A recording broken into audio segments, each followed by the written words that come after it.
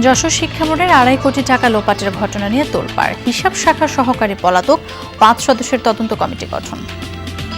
চেকে তো চেয়ারম্যান মহোদয়, সচিব মহোদয় স্বাক্ষর করেছেন, তাদের স্বাক্ষরেই টাকা দিয়েছেন। চেয়ারম্যান মহোদয় যোগদানের পর থেকেই দুর্নীতির সঙ্গে জড়িত। 20 বছরে খুলনায় জনসংখ্যা কমেছে 3 লাখেরও বেশি। কর্মসংস্থানের সুযোগ সংকুচিত, জলবায়ু পরিবর্তনের প্রভাবকে দুষছেন বিশেষজ্ঞরা। ক্লাইমেট ভালনারেবিলিটি বা জলবায়ু পরিবর্তনের কেন্দ্রবিন্দু ধরনের একটা জায়গা হয়ে গেছে খুলনা। এর বিপরীতে কিন্তু ঘুরে দাঁড়াবার কোনো আঞ্চলিক উদ্যোগ আমরা দেখি। পঞ্চগড়ে হাসপাতালগুলোতে ওয়ার্ডের মেঝে ছাড়িয়ে রোগীদের ঠাঁই বারান্দায়, বেশিরভাগই ঠান্ডাজনিত রোগে আক্রান্ত। আবহাওয়া পরিবর্তন কারণ বলছেন চিকিৎসকরা। যশোরের ভবদহে আবারও জলাবদ্ধতা, পানিবন্দী 2 লাখের বেশি মানুষ। পানি উন্নয়ন বোর্ডকে দুষছে ভুক্তভোগীরা। প্রায় 50 থেকে 60টা গ্রাম প্লাবিত হয়েছে। আজ কয়েক বছর ধরে ফসল হয় না। শারদীয় দুর্গোৎসবে চলছে শেষ মুহূর্তের প্রস্তুতি। মণ্ডপে মণ্ডপে স্বরূপে সাজছে মহামায়া দেবী। স্বাস্থ্যবিধি সম্পর্কে সচেতন পূজা উদযাপন কমিটি।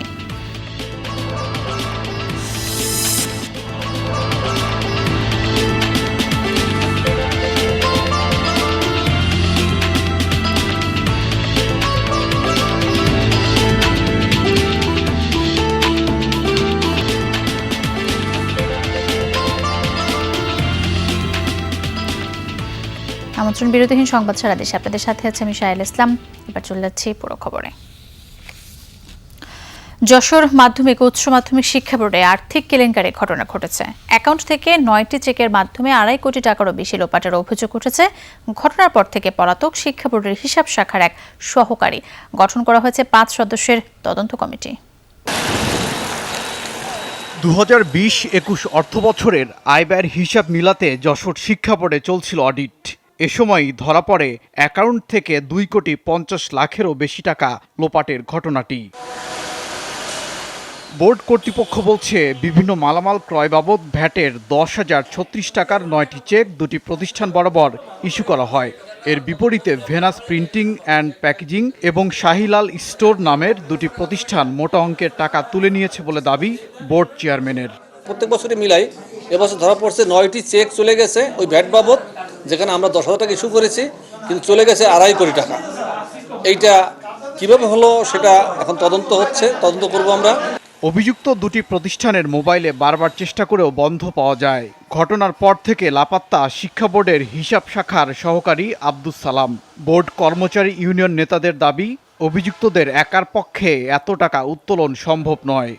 চেকে তো চেয়ারম্যান মহোদয়, সচিব মহোদয় স্বাক্ষর করেছেন, তাদের স্বাক্ষরেই টাকা দিয়েছেন। যে কারণে আর এই চেয়ারম্যান মহোদয় যোগদানের পর থেকেই দুর্নীতির সঙ্গে জড়িত। এর আগে শিক্ষা বোর্ডের কম্পিউটার সহ বিভিন্ন সামগ্রী ক্রয়েও নানা অনিয়ম দুর্নীতির ঘটনা ঘটেছে। প্রতিটি ঘটনার সুষ্ঠু তদন্ত জরুরি বলে মনে করছেন সুশীল সমাজের প্রতিনিধিরা। দুর্নীতি শুধু আজকেই না, শিক্ষা বোর্ডে আরও বিগত দিনেও এরকম ধরনের দুর্নীতি হয়েছে। আমরা চাই দুর্নীতি দুদককেও বলবো, এবং আমরা চাই যে দুর্নীতি দমন কমিশনের এই হস্তক্ষেপ করুক এবং এর শাস্তির ব্যবস্থা করুক যারা দুর্নীতির সঙ্গে জড়িত। এ ঘটনায় শিক্ষা বোর্ডের কলেজ পরিদর্শককে প্রধান করে 5 সদস্যের তদন্ত কমিটি গঠন করা হয়েছে। ওবায়দুর রহমান, যমুনা নিউজ। এ বিষয়ে আরও জানাতে যশোর থেকে আমাদের সাথে যোগ দিচ্ছেন সহকর্মী সাজেদ রহমান। সাজেদ, পলাতক অভিযুক্ত কর্মচারীকে আটকের বিষয়ে কোনো তথ্য আপনার কাছে রয়েছে কিনা, আর জালিয়াতির ঘটনায় কোনো মামলা হয়েছে কি এখন পর্যন্ত?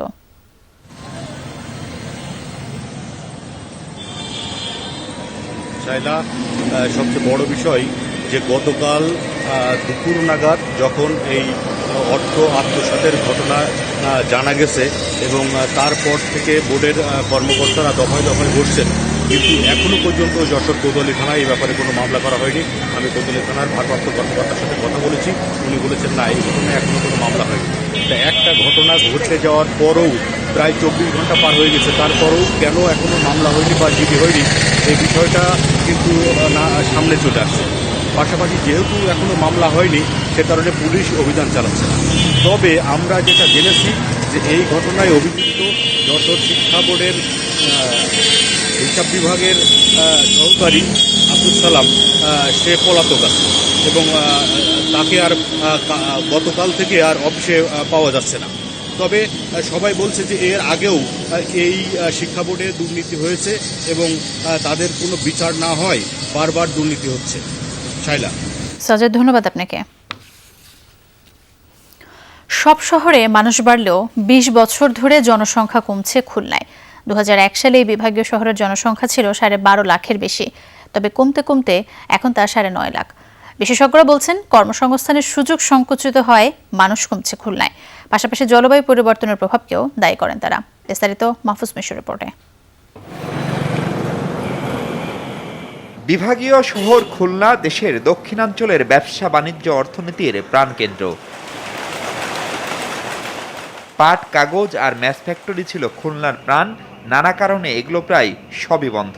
বলা যায় কেবল মোংলা বন্দরকে কেন্দ্র করে এখন আবর্তিত খুলনার অর্থনৈতিক কর্মকাণ্ড।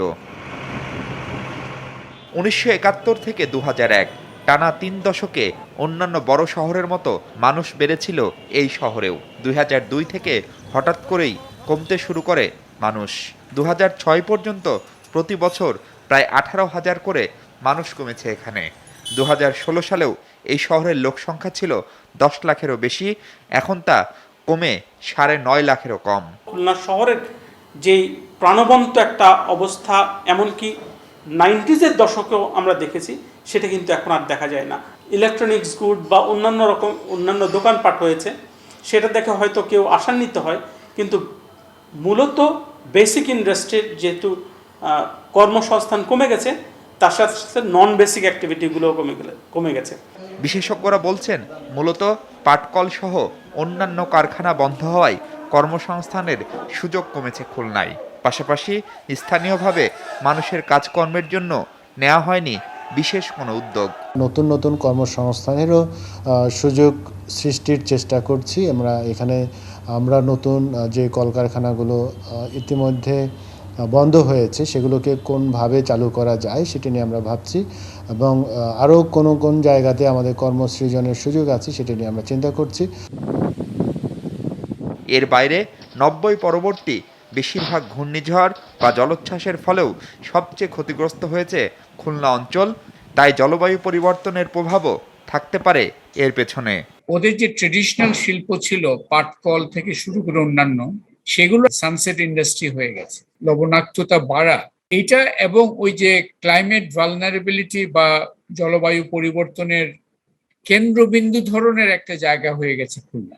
ডিইন্ডাস্ট্রিয়ালাইজেশন হয়ে গেল, জলবায়ু বিপন্নতা আরো বেড়ে গেল।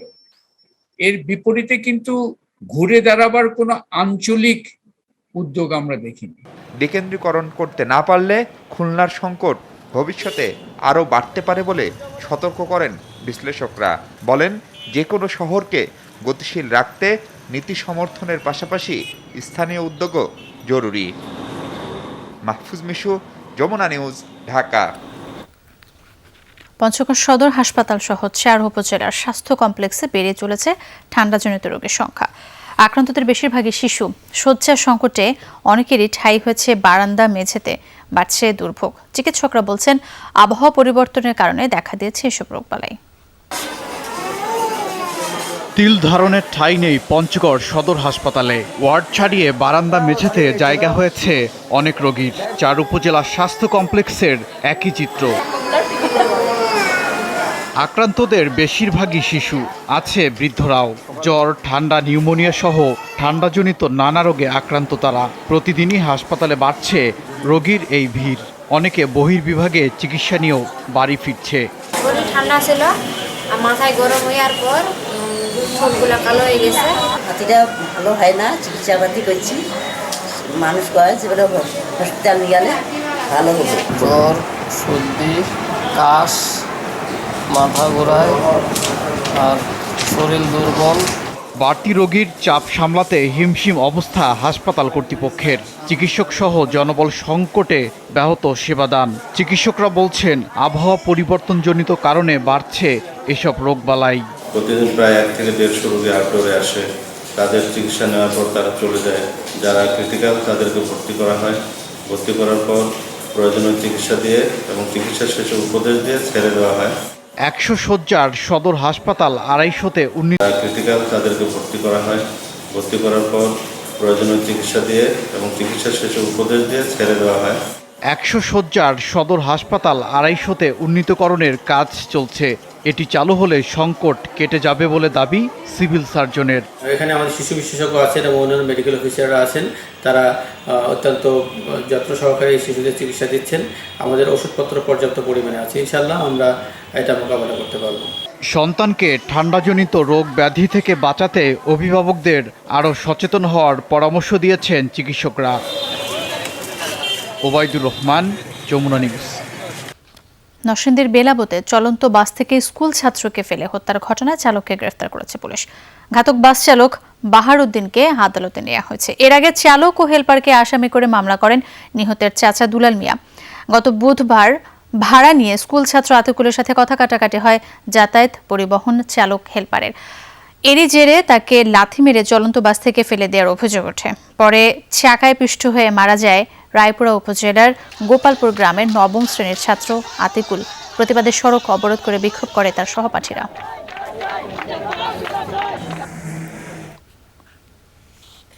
নারায়ণগঞ্জের রূপগঞ্জে আলাদা স্থান থেকে 3 জনের মরদেহ উদ্ধার করেছে পুলিশ। সকালে পূর্বাঞ্চলের 7 নম্বর সেক্টর থেকে হৃদয় হাসান নামে এক অটো চালকের মরদেহ পাওয়া যায়। খোয়া গেছে তার ইজি বাইক। ভুলতা ফ্লাইওভারের নিচে মিলেছে অজ্ঞাত এক ব্যক্তির মরদেহ। এছাড়া কাঞ্চন পৌরসভার কলাতুর এলাকা থেকে স্বপন নামের এক মাদ্রাসা শিক্ষার্থীর মরদেহ উদ্ধার করেছে পুলিশ। পরিবারের সাথে অভিমানে সে আত্মহত্যা করেছে বলে ধারণা করা হচ্ছে। মরদেহ 3টি ময়নাতদন্তের জন্য নারায়ণগঞ্জ জেনারেল হাসপাতাল মর্গে পাঠানো হয়েছে।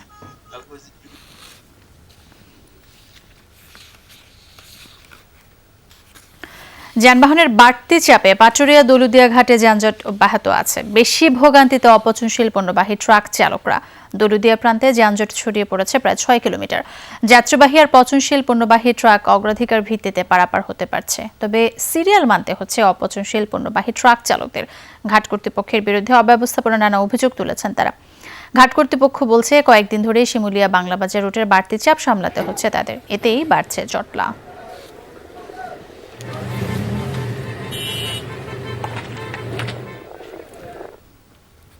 গাজীপুরের কোনাবাড়িতে একটি পোশাক কারখানায় আগুন লাগার ঘটনা ঘটেছে। গতরাতে কোনাবাড়ির আমবাগ মধ্যপাড়া এলাকার মিনি সুইং কারখানায় আগুন লাগে। খবর পেয়ে ফায়ার সার্ভিসের 4টি ইউনিট প্রায় 3 ঘন্টার চেষ্টায় আগুন নিয়ন্ত্রণে আনে। আগুন লাগার কারণ সম্পর্কে নিশ্চিত নয় ফায়ার সার্ভিস। আগুনে 32টি সেলাই মেশিন, একটি জেনারেটর ও প্রায় 15 টন কাপড় পুড়ে গেছে। কারখানা মালিকের দাবি অগ্নিকাণ্ডে প্রায় 30 লাখ টাকার ক্ষয়ক্ষতি হয়েছে।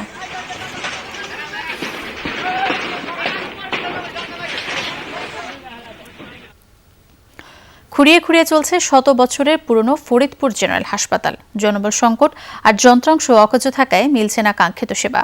দালালের দৌরাত্মের সাথে নোংরা পরিবেশও বাড়াচ্ছে রোগীদের দুর্ভোগ। ঘটছে চুরির ঘটনাও। পরিবেশই যখন এমন, তখন বোঝাই যাচ্ছে চিকিৎসা সেবা কেমন। নানা সমস্যায় জর্জরিত ফরিদপুর জেনারেল হাসপাতাল। মেডিকেলের পাশাপাশি নিম্ন আয়ের মানুষের চিকিৎসা সেবার অন্যতম ভরসাস্থল হাসপাতালটি। অথচ ওয়ার্ডের পাশেই ময়লার স্তূপ, বাথরুমের দরজা জানালা ভাঙা। চিকিৎসক সহ জনবলের অভাব তো আছেই, সাথে এক্সরে সহ প্রয়োজনীয় যন্ত্রাংশ দীর্ঘদিন ধরে অকেজো। দালালের দৌরাত্ম্য এবং চুরির ঘটনা বাড়াচ্ছে আরও দুর্ভোগ। বালিশ নাই, বিছনা নাই, খুব অসুবিধা হয় আর কি। আর নোংরা টয়লেটটাও ঠিক মতো নাই, টয়লেটের দরজা ভাঙা, মহিলারা টয়লেটে যাইতে সমস্যা। অনেক ডাক্তারই এখানে শূন্য, ডাক্তার নেই। আর ম্যাক্সিমাম এখানে কনসালটেন্টের পরিবর্তে মেডিকেল অ্যাসিস্ট্যান্ট দিয়ে রুগী দেখা হচ্ছে। আলট্রাসাউন্ড করতে হলে বাইরে যাইতে হলে সেটা নেয় 600 টাকা, 650 টাকা। এই গরিব মানুষ এই টাকা, এত টাকা দিয়ে মানে বাইরে তারা আলট্রাসাউন্ড করবে কেমনে? সীমাবদ্ধতার কথা মানছেন দায়িত্বরত চিকিৎসকরাও। তাদের তথ্য মতে 37 চিকিৎসক পদের বিপরীতে 26টি শূন্য। সংকট কর্মচারীদেরও, এতে সেবা দিতে হিমশিম অবস্থা। এই সব মিলিয়ে আমরা চেষ্টা করে যাচ্ছি, কারণ আমাদের একটাই কথা যে রোগী আসুক আমরা চেষ্টা করে যাচ্ছি, যতটুকু আমাদের সাধ্যমতো হয় আমরা তাদেরকে সার্ভিস দিই, বাকি যতটুকু আমরা পারি না সেই রোগীগুলিকে আমরা রেফার করার চেষ্টা করি। সিভিল সার্জন জানালেন, জনবলসহ সব সমস্যার কথা ঊর্ধ্বতন কর্তৃপক্ষকে জানানো হয়েছে। দালালের দৌরাত্ম্য বন্ধে নেওয়া হয়েছে ব্যবস্থা। শূন্য পদগুলোর বিষয়ে আমাদের ঊর্ধ্বতন কর্তৃপক্ষকে আমরা রীতিমতো লিখি এবং ওনারা আমাদেরকে আশ্বাস দেন। 2-3 জন দালালকে পুলিশ দিয়ে ধরিয়েও দিয়েছিলাম, কিন্তু তারা আবার কিভাবে বেরিয়ে আসছে আমি সেটা জানি না। যাই হোক, এই বিষয়টা নিয়ে আমরা প্রত্যেকটা মাসিক মিটিংয়ে আমি তুলি, প্রত্যেকটা আইনশৃঙ্খলা মিটিংয়ে তুলি। 100 শয্যার হাসপাতালটিতে প্রতিদিন গড়ে ভর্তি থাকে 1.5 থেকে 200 রোগী। বহির্বিভাগে সেবা নিতে আসে 6 শতাধিক। ওবায়দুর রহমান, যমুনা নিউজ। আবারও জলাবদ্ধতার শিকার যশোরের ভবদহ এলাকা। খনন হয়নি, তাই পলি জমে এই অঞ্চলের 4টি নদীর তলদেশ উঁচু হয়েছে। পানি উপচে ভাসিয়ে দিয়েছে আশেপাশের জনবসতি, চাষের জমি আর মাছের ঘের। এর মধ্যে 60টি গ্রামে ঢুকেছে পানি। ঘরবাড়িতে পানি ঢুকে পড়ায় এই অঞ্চলের প্রায় 2 লাখ মানুষ অবর্ণনীয় দুর্ভোগের মুখে পড়েছে। ঘর থেকে বের হলেই 1 হাঁটু জল। প্রতিদিনই বাড়তে থাকা পানি অনেক জায়গায় ঢুকে পড়েছে ঘরে। যশোরের অভয়নগর উপজেলার ডুমুরতলা গ্রামের বাসিন্দাদের এই দশা মাস দেড়েকের। আমাদের এখন প্রায় 50 থেকে 60টা গ্রাম প্লাবিত হয়েছে, বন্যায় কবলিত। মানুষ খুব মানবতা জীবনযাপন করতেছে। ছোট একটা ওই বাড়ি ঘর আছে, ওই ঘরে ঘরের ভিতরে থাকা খাওয়া সব এক জায়গায় আছে। খাওয়া দাওয়া আজ কয়েক বছর ধরে ফসল হয় না। পানির কোনো নামার সম্ভাবনা বরঞ্চ বৃদ্ধি পাচ্ছে। পানি কমা তো দূরের কথা, এখনো প্রতিদিনই তা বাড়ছে। একই অবস্থা সরাডাঙ্গা, সুন্দুলি সহ আশপাশের গ্রামের। পানিবাহিত রোগে আক্রান্ত হচ্ছে মানুষ।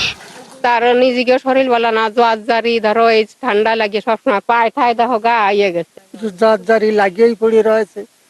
পানি টানি খাওয়ার সমস্যা। মাঝে কয়েক বছর পানি না থাকলেও আবারও ফিরেছে ভবদহের অভিশাপ। এই পরিস্থিতির জন্য পানি উন্নয়ন বোর্ডের ভুল সিদ্ধান্তকে দুষছে ভবদহ পানি নিষ্কাশন সংগ্রাম কমিটি। এখনই বিল কোপালি ITRM চালাতে হবে, এই বর্ষাকালীন সময়েই তা সম্ভব, তাহলে নদীটা রক্ষা পাবে। আমডাঙ্গা খাল থেকে পানি নিষ্কাশনের জন্য ব্যবস্থা করতে হবে। এই দুই ব্যাপারেই পানি উন্নয়ন বোর্ড এবং পানি সম্পদ মন্ত্রণালয় তামাশা করছে এবং সরকারের একজন ক্ষমতাসীন ব্যক্তি, প্রতিমন্ত্রী, তার সন্তান, তারা এই লুটপাটের ব্যবসায় ওই এলাকার মানুষকে জিম্মি করছে। সেচ দিয়ে পানি সরানোর দুরভিসন্ধি, অবাস্তব কর্মকাণ্ড চলেছে, পানি সরেনি। কর্তৃপক্ষ বলছে খননের মাধ্যমে আশপাশের কয়েকটি নদীর নাব্যতা বাড়ানো গেলে পানি সরে যাবে। আপাতত সেই যন্ত্রের মাধ্যমে পানি অপসারণের চেষ্টা চলছে। এখন আমাদের বর্তমানে পানি কিছুটা কমাবার জন্য আমাদের কিছু পাম্প চলমান রয়েছে। পরীক্ষামূলকভাবে এটা গত জানুয়ারি থেকে আমরা পাম্প চালু রেখেছি এবং সেটা কিছুটা লাভবান, কিছু জলাবদ্ধতা কমানো সম্ভব হচ্ছে। তো এখানে আমাদের বড় পাম্প স্থাপনের জন্য প্রক্রিয়া চলমান রয়েছে। লবণাক্ততা থেকে রক্ষা পেতে অভয়নগর উপজেলার ভবদহে স্লুইস গেট নির্মাণ হয় 60-এর দশকে। 80-র দশক পর্যন্ত এর সুফলও পান স্থানীয়রা। কিন্তু খননের অভাবে টেকা, হরি ও শ্রীনদী এবং সংযুক্ত খালগুলো পলি জমে ভরাট হয়ে যায়। এতে জলাবদ্ধতা দেখা দেয় এই অঞ্চলে। আমিন বাবু, যমুনা নিউজ। সারা দেশে চলছে শারদীয় দুর্গাপূজার শেষ মুহূর্তের প্রস্তুতি। প্রতিমার রঙের কাজ শেষ, এখন মণ্ডপে মণ্ডপে চলছে সাজসজ্জার কাজ। সাধ্যমতো মণ্ডপ সাজাতে ব্যস্ত আয়োজকরা। বাংলা পঞ্জিকা মতে 11 অক্টোবর মহাষষ্ঠী তিথিতে বোধন ও দেবী বন্দনার মধ্য দিয়ে শুরু হবে শারদোৎসব। সপ্তমী তিথিতে পূজার মধ্য দিয়ে শুরু হবে মূল আয়োজন। 15 অক্টোবর বিজয়া দশমীতে প্রতিমা বিসর্জনের মধ্য দিয়ে শেষ হবে দুর্গাপূজা। চলতি বছর করোনা মহামারীর মধ্যে স্বাস্থ্যবিধি মেনে পূজা উদযাপন হবে বলে জানিয়েছে আয়োজকরা। রাজশাহী থেকে পূজা প্রস্তুতির খবর জানবো সহকর্মী মওদুদ রানার কাছ থেকে। তিনি এই পর্যায়ে আমাদের সাথে সরাসরি যোগ দিচ্ছেন। রানা, প্রতিমা সজ্জার কাজ একেবারে শেষ পর্যায়ে, কেমন দেখছেন সার্বিক আয়োজনের প্রস্তুতি রাজশাহীতে?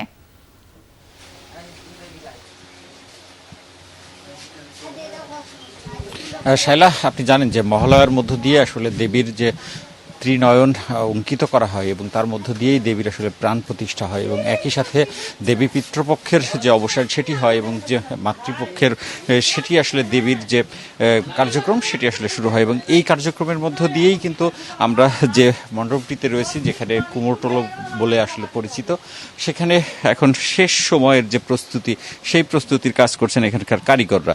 তারা আমাদেরকে যেটি জানিয়েছেন যে অন্যান্যবার যেসব বড় আকারের প্রতিমাগুলো তৈরি করা হয়, এবার কিন্তু সেই চিত্র খুবই কম। এবার যে প্রতিমাগুলো রয়েছে সেই প্রতিমাগুলো মাঝারি সাইজের, কারণ করোনায় আসলে সবকিছু উলটপালট করে দিয়েছে, যার কারণে আসলে ইচ্ছে থাকলেও আর্থিক সঙ্গতি না থাকায় এবার আসলে জৌলুস কিছুটা কম। তবে রাজশাহীতে এবার মহানগরীতেই 93টি পূজা হচ্ছে, গতবার সেই সংখ্যাটি ছিল 66, অর্থাৎ পূজা মণ্ডপের সংখ্যা বৃদ্ধি পেয়েছে। এখানকার যারা আয়োজক রয়েছেন তারা যেটি বলছেন যে করোনার কারণে তাদের যে জীবনের তাল ছন্দ কেটে গেছে সেটি আসলে এই দুর্গাপুজোর মধ্য দিয়েই তারা আবার ফিরতে চান, তারা নতুন করে আসলে জীবনের যে ছন্দ সেটি আসলে খুঁজতে চান, এবং সেই কারণেই এখানে পুজোর মণ্ডপের সংখ্যাটি বৃদ্ধি পেয়েছে। রাজশাহী জেলায় এবার 356টি পুজো হবে, এবং সব মিলিয়ে দুই মহানগর এবং জেলায় সব মিলিয়ে যে 453টি পুজো হবে, সেই পুজো নিয়ে আসলে সন্তুষ্ট কর্তৃপক্ষ। তারা বলছেন যে প্রতিমার কাজ প্রায় 90% শেষ, সেখানে রং তুলির কাজ এখন চলছে, এবং এর পরে যে অলংকার এবং পোশাক পরিচ্ছদ পরানোর কাজ সেটি কালকে করবে, এবং তারা যেটি বলছেন যে পরশু দিনের মধ্যে মণ্ডপে এই যে প্রতিমাগুলো রয়েছে সেগুলো তারা দিতে পারবেন। এদিকে মণ্ডপের কাজ চলছে জোরে সোরে, প্রত্যেকটি মণ্ডপেই আলোকসজ্জার কাজ এই মুহূর্তে চলছেন। আয়োজকরা বলছেন যে করোনাকালে কিছুটা তাদের সংকট রয়েছে, কিন্তু কোনো কারণেই আসলে তারা কোনো কিছুর কমতি রাখতে চান না, এবং আমরা নগরী ঘুরে দেখেছি যে এ পাড়া ও পাড়ার যে প্রতিযোগিতা থাকে মণ্ডপ তৈরির ক্ষেত্রে কিংবা প্রতিমা তৈরির ক্ষেত্রে সেটিও রয়েছে। আর যারা সাধারণ পুজোগুলো করছেন তারাই আসলে এই কুমারটুলি থেকে এই প্রতিমাগুলো কিনবেন, এবং বেশিরভাগ যে জৌলুসপূর্ণ পুজো, জাঁকজমকপূর্ণ পুজো যেখানে হয় সেখানে তারা নিজস্বভাবেই আসলে প্রতিমাগুলো তৈরি করছেন। আপনাকে জানিয়ে রাখিতে যে রাজশাহীতে এবার 24টি জাঁকজমকপূর্ণ পুজো হবে, এবং মধ্যম মানের যে পুজো সেটিও হবে 39টি, এবং এর বাইরে সাধারণ পুজো হবে, এবং সাধারণ পুজো নিয়েও সাধারণ মানুষের প্রস্তুতি শেষ নেই। এবং একই সাথে বলি যে পুজোর কেনাকাটা, সেই কেনাকাটায় কিন্তু রাজশাহী নগরী এখন জমজমাট। শাইলা, রানা, ধন্যবাদ আপনাকে আমাদের সাথে পর্যায়ে যোগ দেওয়ার জন্য। এবার চলে যাচ্ছি খুলনায়, সেখানে রয়েছেন সহকর্মী প্রবীর বিশ্বাস। প্রবীর, খুলনায় পূজার প্রস্তুতি কেমন দেখতে পাচ্ছেন?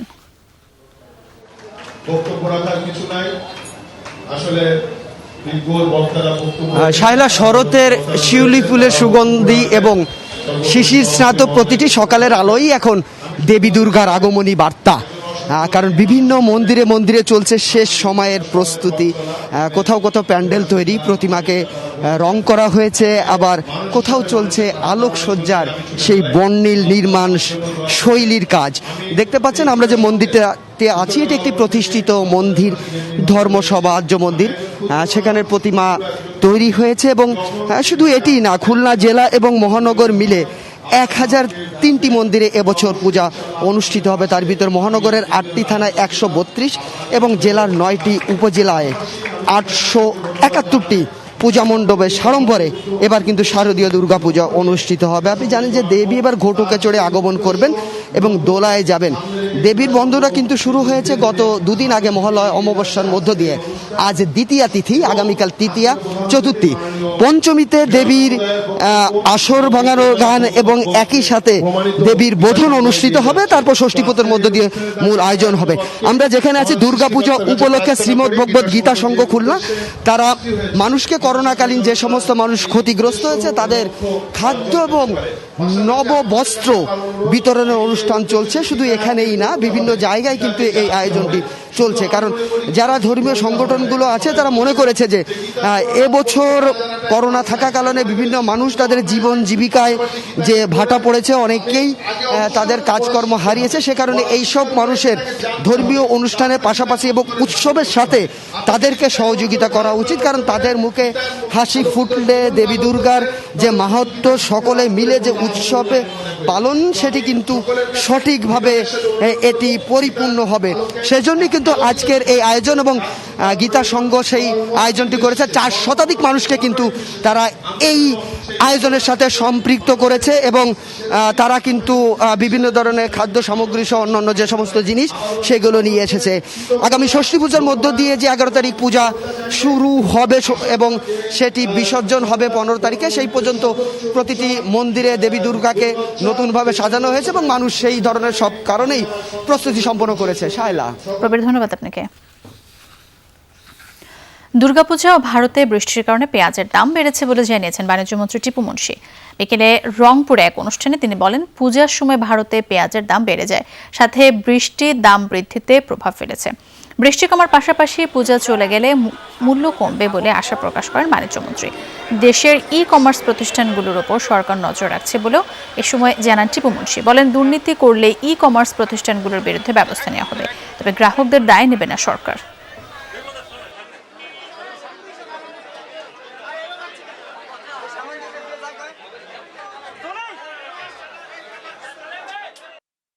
পূজার কারণে আর দক্ষিণ ভারতে বৃষ্টির কারণে যদি বৃষ্টিটা কমে আর ভারতের প্রাইসটার দামটা কমে, তাহলে আর পূজার সময়ের পরে হয়তো আশা করছি। দেশে 20,000 ই কমার্স আছে, 10টা বা 12টার বিরুদ্ধে এলিগেশন আসছে, তার বিরুদ্ধে তদন্ত চলছে, আমরা দেখছি কি করা যায়। গার্মেন্টস কারখানার উচ্ছিষ্ট ঝুট কাপড়ের তৈরি পোশাকে প্রাণ ফিরেছে পাবনার বিলুপ্ত প্রায় হুঁশিয়ারি শিল্পে। কর্মসংস্থানের সুযোগ পাচ্ছেন 30,000 শ্রমশক্তি। অনেকেই রাজধানীর চাকুরি ছেড়ে নিজ জেলাতেই কাজ শুরু করেছেন। ক্রমাগত চাহিদা বাড়ায় দেশের গণ্ডি ছাড়িয়ে এসব পোশাক রপ্তানি হচ্ছে। সংশ্লিষ্টরা বলছেন, প্রয়োজনীয় পৃষ্ঠপোষকতা পেলে পরিত্যক্ত কাপড়ের এই শিল্প অর্থনীতিতে সম্ভাবনার দুয়ার খুলবে। ঢাকা, চট্টগ্রাম এবং গাজীপুর শিল্পাঞ্চলের তৈরি পোশাক কারখানায় প্রতিদিনই ছেঁটে ফেলে হয় অপ্রয়োজনীয় কাপড়। ঝুট কাপড় হিসেবে পরিচিত এসব ছাট কাপড়ই সম্ভাবনার দ্বার খুলেছে পাবনার হুঁশিয়ারি শিল্পে। গড়ে উঠেছে প্রায় 400 কারখানা। মাসে 10 থেকে 15,000 টাকা ইনকাম করে আমার পরিবারকে সহযোগিতা করতে পারছি। ছেলেরাই শুধু না, মেয়েরাও এই কাজ করে অনেক সুন্দরভাবে জীবন নিচ্ছে। এই কাজ করার থেকে আমার সংসারে অনেক উপকার হচ্ছে। বছরে এসব কারখানায় উৎপাদন হচ্ছে 18 থেকে 20 কোটি পিস গেঞ্জি, যার বাজার মূল্য প্রায় 1,500 কোটি টাকা। স্থানীয়ভাবে চাহিদা মিটিয়ে মালয়েশিয়া সহ বিভিন্ন দেশে এসব গেঞ্জি রপ্তানিও হচ্ছে। যারা গরিব আছে সে এখন ঘুরে বেড়ানো বাদ দিয়ে এই জুটের ব্যবসার জড়িত হয়ে বেশ তারা অর্থ উপার্জন করে জীবনযাপন ভালোভাবে করতেছে। কর্মস্থানে নারী পুরুষ উভয়ই তারা তাদের জীবিকা নির্বাহ করতেছে। প্রায় 3 থেকে 400 কারখানা আছে। এই কারখানার বিভিন্ন আইটেমের মাল, কোয়ালিটি ফুল মাল, বিভিন্ন আইটেমের মাল দেখা যাচ্ছে যে মালয়েশিয়া, সৌদি, দুবাই, কাতার বিভিন্ন জায়গায় মালগুলি সেল যাচ্ছে। সরকারি পৃষ্ঠপোষকতায় পাবনায় ঝুটপল্লী গড়ে তোলার দাবি তুলেছেন ব্যবসায়ীরা। বলছেন, এতে আর্থসামাজিক পরিস্থিতিতে ইতিবাচক প্রভাব পড়বে। পরিত্যক্ত জুটগুলো আমরা যে এত সুন্দর মাল তৈরি করে বাংলাদেশ, এই ইন্ডিয়াতে, বাংলাদেশের লোকালে এবং মালয়েশিয়ায় আমরা রপ্তানি করতেছি। সরকারের যদি সহযোগিতা থাকে আমাদের এই সংস্থাকে আরও ডেভেলপ করা সম্ভব হবে। ব্যবসায়ীরা জানিয়েছেন, এই ঝুট কাপড় ব্যবহার করে গড়ে ওঠা শিল্প আরও বিকশিত হতে পারে, তবে এজন্য প্রয়োজন নীতি সহায়তা। রাবিয়া স্মৃতি, যমুনা নিউজ। রাজবাড়ীতে গৃহবধূ ধর্ষণের অভিযোগে এক কথিত কবিরাজকে গ্রেফতার করেছে পুলিশ। বৃহস্পতিবার রাজবাড়ীর সদর থানায় ধর্ষণ মামলা দায়েরের পর কুদ্দুস শেখকে গ্রেফতার করে পুলিশ। প্রাথমিক জিজ্ঞাসাবাদে ধর্ষণের কথা স্বীকার করেছে অভিযুক্ত। মামলার এজাহারে উল্লেখ করা হয়, সন্তানের আশায় কথিত কবিরাজ কুদ্দুস শেখের কাছে গিয়েছিলেন ওই নারী। এরপর তাকে ডেকে নিয়ে ধর্ষণ করা হয় বলে এজাহারে অভিযোগ করা হয়েছে। পাবনা শহরের প্রাণকেন্দ্র আব্দুল হামিদ সড়ক, সেখানে এক মন্ত্রমুগ্ধ পরিবেশ তৈরি করেছে চড়ুই পাখির দল। ব্যস্ততম সড়কে চড়ুই পাখির কিচিরমিচির ছাপিয়ে যায় সব ধরনের কোলাহল।